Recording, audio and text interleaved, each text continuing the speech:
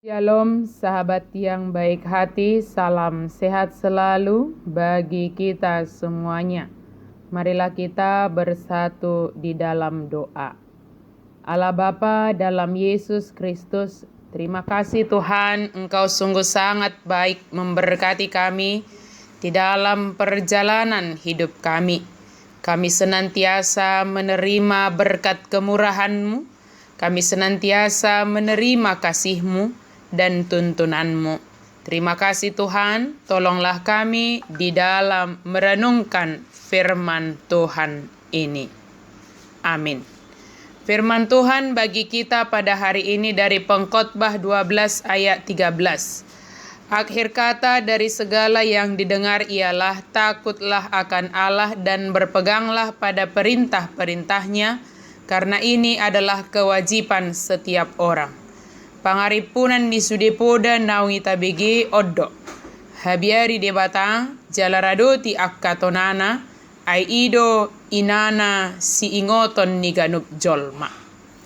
Kewajiban setiap orang yaitu takut akan Allah dan berpegang pada perintahnya. Jika semua adalah sia-sia bagaikan menjaring angin, apakah kita masih mau mengerjakan atau melakukan apa yang hendak kita kerjakan? Tentu pesan dari kitab Pengkhotbah ini bukanlah mengatakan seperti pemahaman bahwa semua sia-sia dan tiada berguna. Salomo sedang memberikan nasihat berdasarkan semua pengalaman kehidupan yang telah dijalaninya. Artinya pengalaman kehidupannya berguna bagi generasi selanjutnya, supaya pengalaman itu pun bisa kita gunakan, kita manfaatkan menjadi cara kita atau alat kita memberikan ajaran atau nasihat kepada orang yang lebih muda. Di masa tuanya ketika Salomo menikmati pemberian Tuhan yaitu hikmat dan kebijaksanaan yang berdampak kepada kehormatan, kekayaan dan berkat-berkat yang diterimanya, kemudian dia mengatakan semua itu akan menjadi sia-sia jika seseorang tidak memiliki karakter takut akan Tuhan dan berpegang pada perintah Tuhan.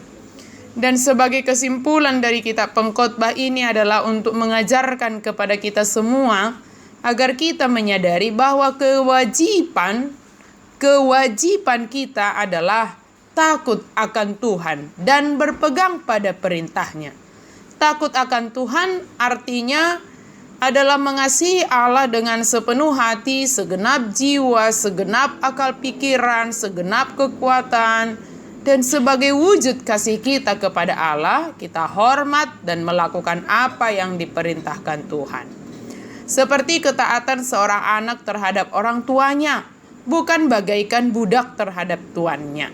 Tujuan dari karakter takut akan Tuhan tentu akan berdampak kepada kebaikan kepada diri kita sendiri.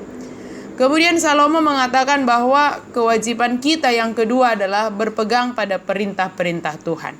Dalam melakukan segala pekerjaan dan aktivitas kita adalah waktu untuk menunjukkan bahwa kita senantiasa berpegang kepada perintah-perintah Tuhan. Orang yang berpegang pada perintah Tuhan akan mendapatkan keberuntungan dan jauh dari rasa ketakutan dan tawar hati. Kepada Yosua juga diperintahkan supaya berpegang kepada hukum perintah yang telah disampaikan kepadanya. Sebab Yosua merasa tawar hati dan takut dalam melanjutkan apa yang telah dilakukan oleh Musa dalam memimpin Israel. Itu contohnya, contoh tokoh Alkitab yang diperintahkan untuk berpegang kepada perintah Tuhan. Sahabat yang diberkati Tuhan, mari kita memahami dan menerima kewajiban yang harus kita kerjakan dalam hidup ini. Kewajiban ini juga bukanlah berasal dari manusia, tetapi kewajiban yang berasal dari Tuhan, di mana kita harus tunduk sepenuhnya kepada Tuhan. Dalam mengerjakan kewajiban yang diperintahkan Tuhan ini, maka tidak akan ada yang sia-sia. Semua akan menghasilkan manfaat, akan berguna dan mendatangkan kebaikan bagi setiap orang. Kiranya kasih Tuhan menolong kita dalam menunaikan tugas panggilan kita menjadi orang yang takut akan Tuhan, dan senantiasa berpegang pada perintah-perintah Tuhan.